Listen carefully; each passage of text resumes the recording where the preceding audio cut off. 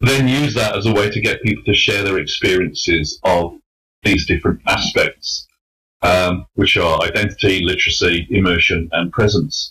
So as it turned out, people wanted to talk a lot. So I split it into 3 sections, and I only got to do the first 2 of those. So Sheila invited me to do a recap of the keynote here, but instead what I'm going to do is the bits that I didn't get to talk about last time, and I think it should make sense on its own.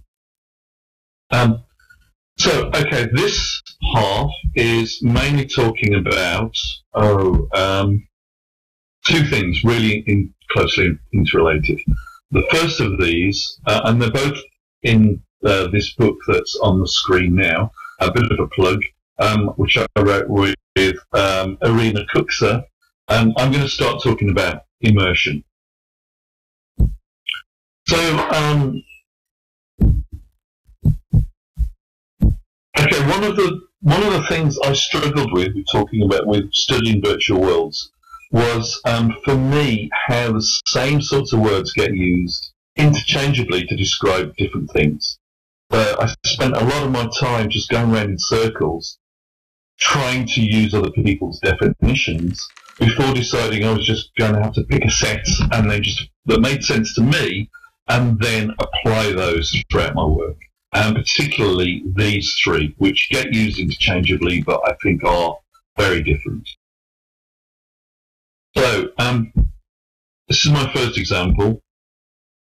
This is about the most basic form of experiencing something at a distance that you can see on the screen now.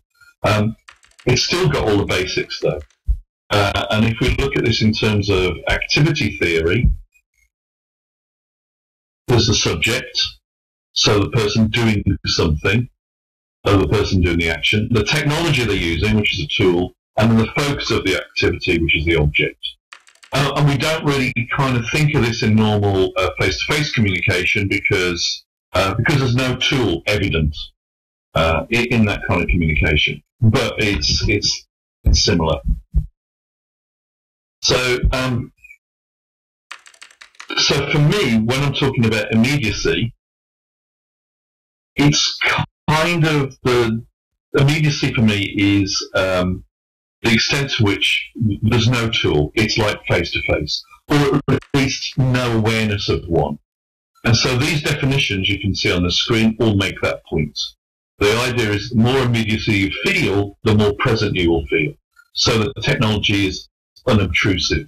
There's the perception that your experiences aren't being mediated by them, but there's no tool. And here's an example from telepresence, which I think is okay because telepresence differs from virtual presence only in as much as you're feeling the immediacy of a remote, real location rather than a computer-generated one. So I've used pretty much the theories interchangeably with telepresence.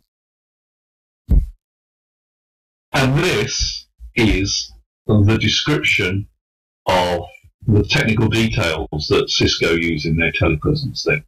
And they're kind of small, but it's just to make a point that on the whole, what these things do is this description summarizes all the technical things. They relate to how your senses convey a space, that sort of breadth of senses are engaged when you're using the technologies, the depth of details for each one, how responsive it is, and how reliable and that. And in this description those are all the things that add up to telepresence, making you feel immediate, making you feel that you're there. But I think this sense of, so that's immediacy, that's the sense of connection with a space through your senses. But I think immersion is different from immediacy, and because there's more to immersion. And what that sense is a connection to that place. It's not just how your senses convey that sense, it's your sense of connection. And here's an example of what I mean. This image here is the underground in Sao Paulo. So, which I was at just before a workshop on immediacy and immersion. So, in this underground, they have color coding for their tube lines for the underground stations. Sometimes they use the colors. Sometimes they use the name of the line to label the tube line, and sometimes they use the name of the color rather than the color. So you might find that you're looking for azul, which is a terminus for the line you want, and then realise that you're following the colour for Portuguese for blue. So you can get completely lost. But this is why I took this shot, because I thought the immediacy of this space is total. Perceptually, all my senses are engaged in this space. There is nothing mediating my sense of this environment. But my sense of being present, of actually the immersion in that space, was practically zero, because I didn't know what was going on. I was completely alienated, and it was like I was withdrawn from that space and just an observer, but not really in it. So, immersion, so the idea of immersion isn't just this sense of telepresence that Cisco are talking about in that diagram. That's not what immersion is. Immersion is about what happens in the head, not about the technology, not about the. It's not about how close you are. It's not about your ability to perceive it. It's about your ability to feel it, and that actually. There's a lot of different things. Okay, and this stuff here on the thing now is a really good example, definition, distinction between those two things. So Matthew Lombard and Teresa Dillon talk about perceptual immersion, which is this sensory thing which technology can provide, but there's also psychological immersion, which is your ability to feel that you're in that space. And there's a lot of these factors, and I'll put them here. Those are the, you can see them there, but it's your ability to engage your belief. It's the desire to be in that space, to connect to it. It's things like the way that you can personalize that space. And also, it's, and I haven't got it on there, sorry, it's also narrative.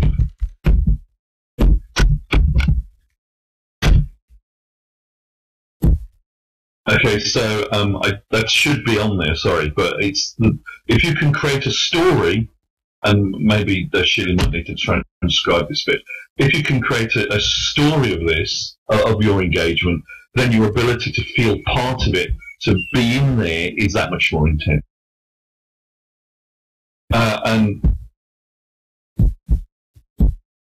so this is the way I would tie these two things together. I mean, when we're talking about psychological immersion, there are a lot of factors that aren't anything to do with the technology. I mean, one of the most psychologically immersive platforms is a book, and I mean, they're very old technology. So this, I think I might be out with the slides now, but this is how I've come to distinguish between immediacy and presence. Immersiveness, oh, hang on, I'm on a slide ahead now. Oh, no, I'm not.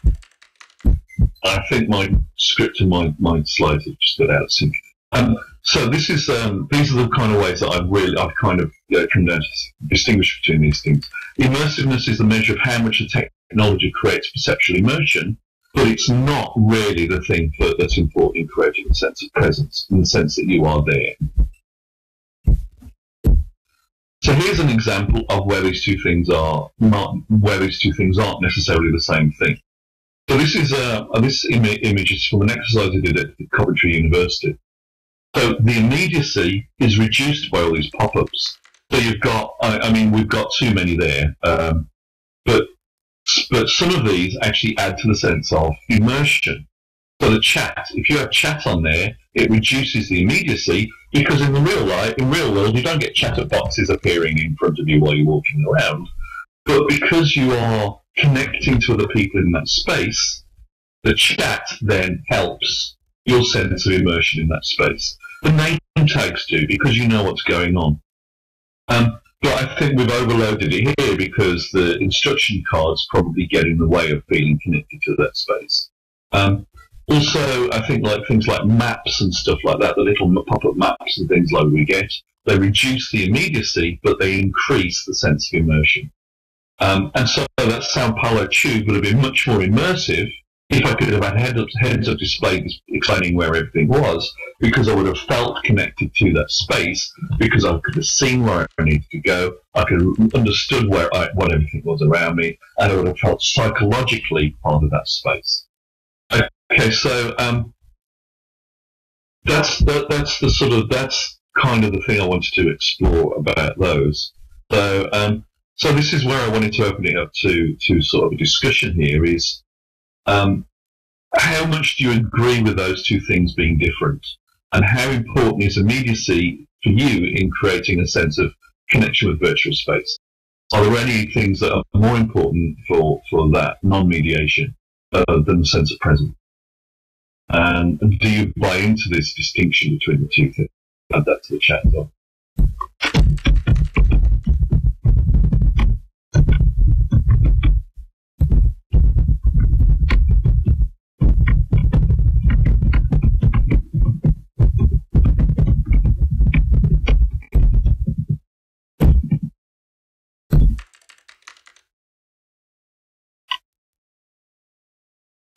Okay, so the questions, really, there's the questions on there, and plus also the question that I've just typed up there.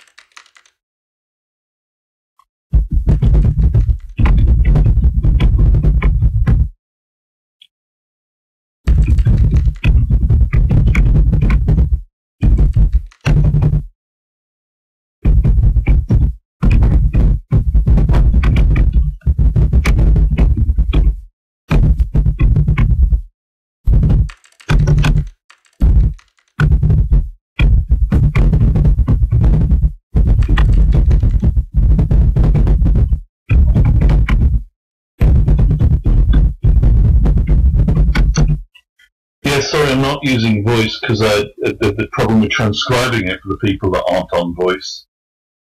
So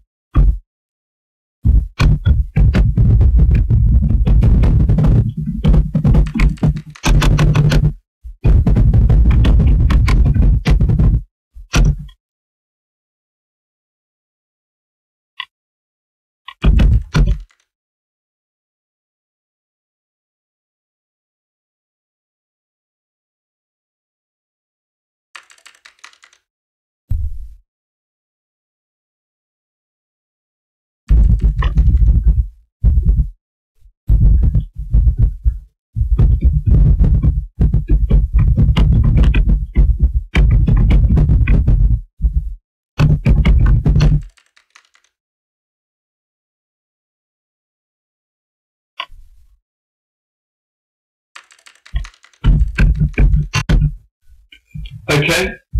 Yeah, I think since Callie's really nicely introduced the next bit, I will then start talking about that. So, going back to the main thrust of this book, oh, hang on, sorry, I've got a script there. So what I'd like to do in the final bit, so the final bit of these things, is talk about space, and about how I understand virtual spaces as an extension of a longer and old tradition of similar spaces. Okay, so I want to go back to books, basically. And as I said earlier, we've all lost ourselves in a book. Books are completely immersive experiences, but the technology is thousands of years old. And I'm going to make a reference here to a book by Michael Saylor, which is called As If.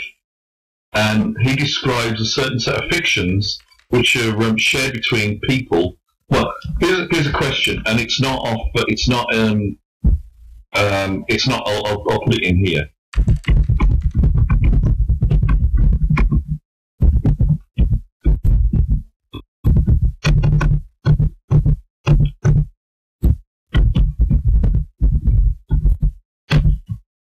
What's the earliest virtual world that you know of, or can think of? Anybody got any ideas? Okay, yeah, that sort of stuff.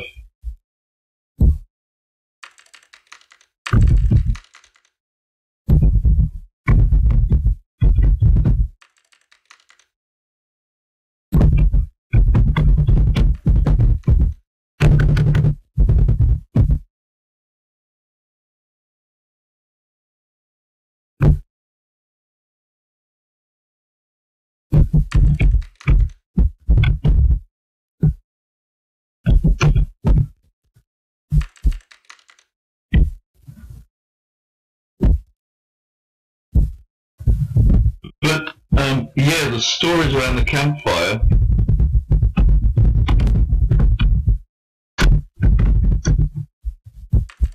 is a good one. I would say if we're looking at in terms of, sorry Sheila, could you sort of transcribe this because it's not in my notes? But if we were talking about a kind of a joint world where people create projective identity in order to interact within it and co-create content, I'm talking slowly now, so Sheila can transcribe it. So we've got those three things. It's a sort of shared world.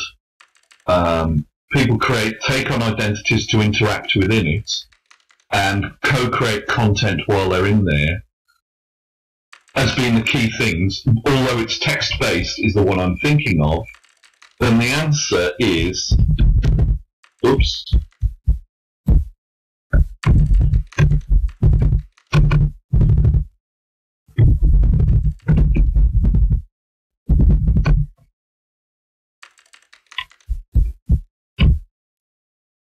Has anybody heard of the Glasshouse Conference?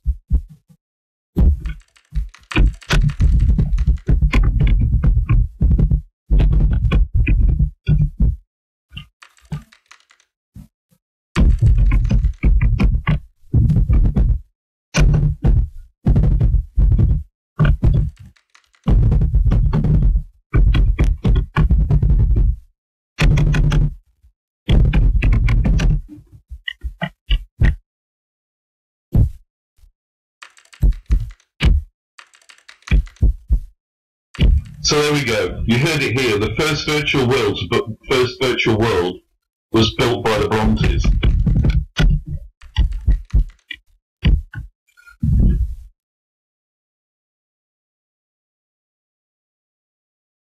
So, and that's kind of the point of the. Oh, I've just typed. This is annoying. I've just let me get back to my right slide. So this is what Michael Saylor's making his point as if. Is that these things are shared between people and believed in while they're in there. So basically you enter these fictional worlds, you share this belief in that world, sort of. And he talks in his book about what he calls an ironic imagination, or a double consciousness. So people play along as if they believe something is true, whereas really they know it isn't. And such as the Sherlock Holmes fandom, so in that people like to believe the Holmes stories are real, and written by Watson. So they don't really, they know it's not really real like that. But this is a game that they enter into as a kind of shared virtual experience, a shared fake experience. And then Bernard Suits in The Grasshopper, he talks about games in which we maintain double consciousness. So it doesn't really matter if our team moves a ball from here to there. I think people who are watching a football match, if you really ask them, does it matter if your team wins? Would have to admit that no, it really, in the big scheme of things, doesn't. But while they're in that stadium, while they're engaging in the belief that this game matters, then it really does. And the question is, why do we do that? Tolkien's in As If as well, and Tolkien's one of the three people talks about. And so also Huizinga as well talks about ritual spaces in a similar way. He says that when you're in these ritual spaces aren't necessarily people engage in that ritual belief as part of their engagement in that space, but they don't necessarily believe that by doing this ceremony, the sun, if they don't do it, the sun won't come up. They know the sun will come up really, but they engage in it as if it won't. Okay, so Victor Turner came up with this idea of calling these things liminal spaces. So a liminal space is that there are spaces which are set apart from the regular world. The limen, which is where it comes from, is the edge of a stage, and the edge of that stage separates the magical make-believe space of the theatre, and people mentioned theatrical and plays earlier, from the audience. And in fact, I think people have referred way back in the 1920s to theatre as a virtual world. So we know the play isn't real, but while we're actually watching it, we kind of believe it is.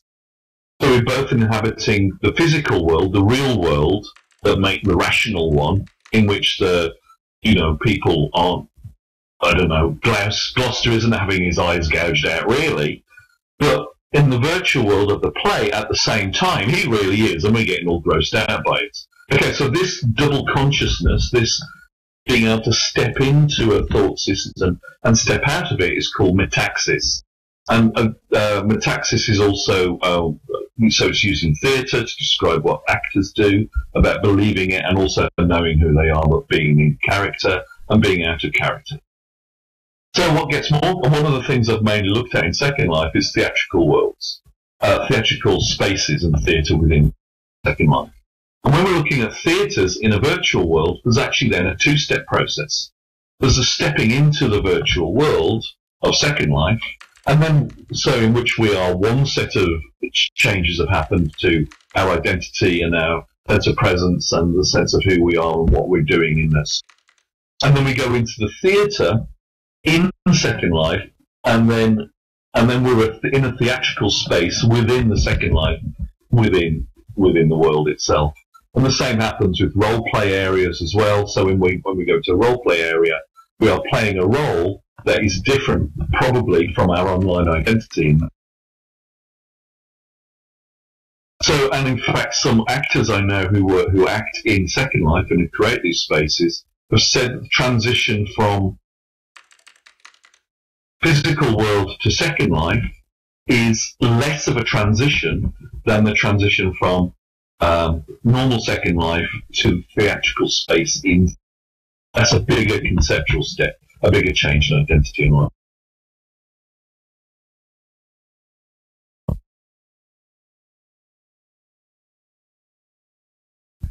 So I'm going to go through a series of slides now. And what all these spaces have in common that I'm going to show you is that they require an engagement of belief in order for them to be fully experienced. So I talked about you can walk into a shop and your experience will be pretty much the same as anyone else's, and you don't have to believe in the shop in order to actually have that experience. But there are some spaces, and these are more examples here, where two people will have a very different experience depending on what their expectations are, their beliefs are, their ability to engage their belief in that space. So here we have theatre, and if you don't get plays, if you're not into the play, if you're not familiar probably with theatrical experience, that play will not have the same impact on you. Here's a game, and if you don't believe the money is really real, or while you're playing that game you believe the money is real, and therefore it has more impact, you land on somebody's square and it matters way more than if you actually don't really care about that game. So while you're in that space, while you're around that the magic circle of that game, then that actually transforms the way you experience things. Here's another one. I think this is football. I've never got football, but I can understand why it's important to people. And Suits talks about a high jump. And obviously getting from one side of a high jump to the other is you could just take a step. But what you do is you make it so difficult that when you've actually got over the high jump, then there's an emotional impact because you've succeeded at something. And here's another one, okay, which is a religious space, obviously. And so if you're walking through this as an atheist, it will be impressive culturally, and you think, wow, this is amazing design, or I love all these pictures. But if you're walking there as somebody who believes in it, then of course it has a far different spiritual impact and all these sorts of things. So what makes these things special, and what I've kind of mapped them out and taken all the different theories about virtual worlds, about ritual spaces, theatrical spaces, all these sorts of things, and brought them together.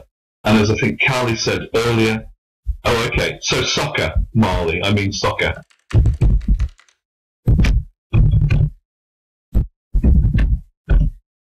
But it's essentially irrelevant. It could be baseball, it could be kabaddi, it could be sumo, it could be anything. It's the it's the essential thing is that it's a shared experience, a shared engagement of belief in something that ultimately doesn't really matter, but you're sharing with other people who believe.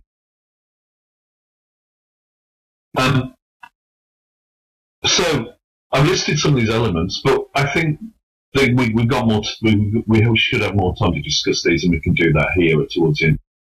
But I think the essential thing for me, and why I've looked at these sorts of spaces and written about them, is that I think when we're looking at Second Life, there's a tendency, I think, virtual worlds, to look at them as if somehow this is a novel experience, a completely novel experience that our students and us and everybody are unprepared for, that there's nothing else we can relate it to, that somehow it's transformative in a way that nothing is. But actually, I think the challenges for our learners of moving into these new spaces, such as virtual worlds, these aren't new challenges. We've experienced these challenges for thousands of years, but the spaces, these kind of liminal spaces, have always just been kind of non-technological in the way that Second Life is. But if we can reflect on our experiences and what makes liminal spaces different as Second Life, if we can reflect on those from more familiar things, then I think we can help prepare our students more for that transition. And we can also, I think, make our own experiences more explicit and understand them better, because we are drawing on not just our 11 years or whatever of being in Second Life, but also our longer years of being in games, being in theatres, being in ritual spaces, being in being in all these different, reading a book or whatever. And I think those sort of things, I think will actually benefit our students because we can prepare our learning better for them. Okay, so that was the other thing I wanted to talk about, and again we can talk about this more in the discussion. But I was going to end on a picture of another kind of activity I've done. This is a friend and colleague called Stellark that I've worked with a couple of times, and this is a performance that he was doing in which his avatar in Second Life was moving randomly, and basically he'd got a script on this avatar that was just moving it around, and then its movements were generating jolts of electricity, and you can see it's wired up there, that were moving his physical limbs. So in effect, Stellark's avatar was controlling him. And I think I just wanted to end on that picture, but I guess that's been my theme throughout this and through the first part, which was a keynote, is that there's been occasions where I've really met resistance from students. They don't like it. There's a lot of them don't like Second Life. They don't like the experience of being in here. They feel threatened by it and challenged by it. And I think underlying this has been a fear that the technology is somehow controlling them. And I think whatever we're teaching, taking some time to make this experience, talk them through what's going on in there, talk them through that it is actually more important about their experiences and about what the technology is doing, can actually reassure them to some extent, and also place this within the bigger context. So it's not just about the technology per se. It's Second Life is only an extension of all the other things that they've ever done in their lives before. But the difference is that it's a liminal space that is separated from their normal space, but we've experienced those things in lots. So that's my final bit, and I think that's what I wanted to end on, is these questions, which is, does this correspond to how you perceive the types of spaces that virtual world actually are? So does this match to do you agree, basically? Does this actually represent how you feel about Second Life and about these liminal spaces? And I'll just type that in there.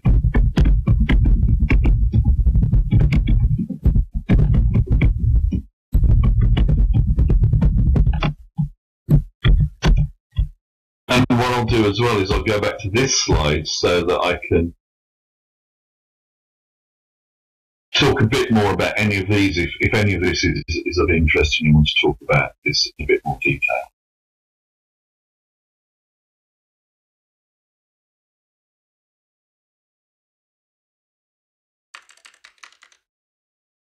And also I realise this is actually quite a bit shorter than I think this is the third. I've done the third section of an hour-long keynote here. So it's possibly about, well, anyway, I was actually talking about 35 minutes. Yeah.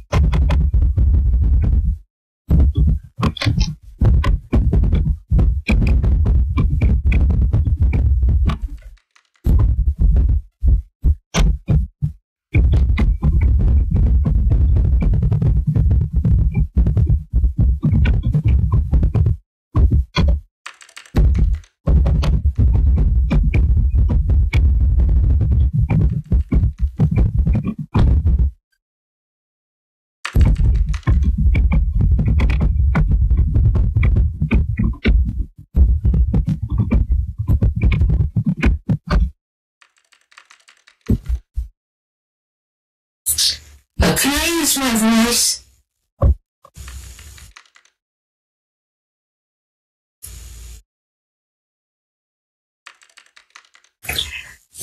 I think one of the unspoken things about this is that these kinds of liminal spaces have great appeal to people who have active imaginations.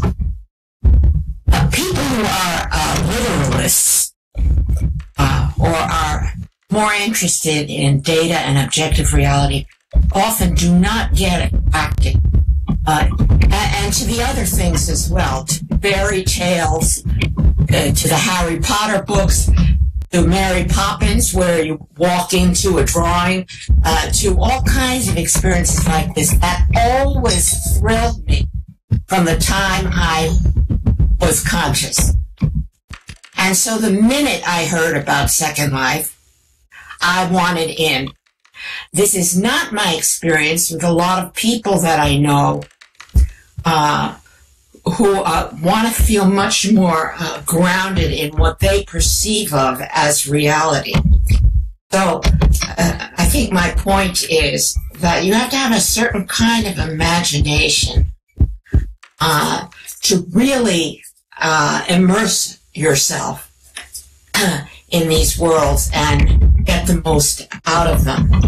I think that's going to be true for students too, that some will take to it very easily, and also because they have had many experiences now of online kinds of presence, which my generation did not have, but it didn't matter, you know. And people who are literalists who want to be very grounded in their immediate presence in regular life.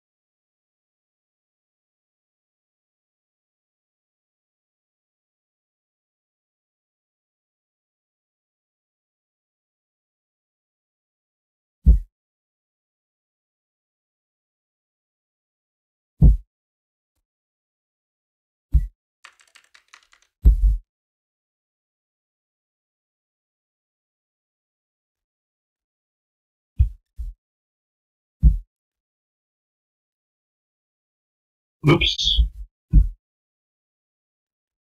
Oh, I'm still talking. Am I? No.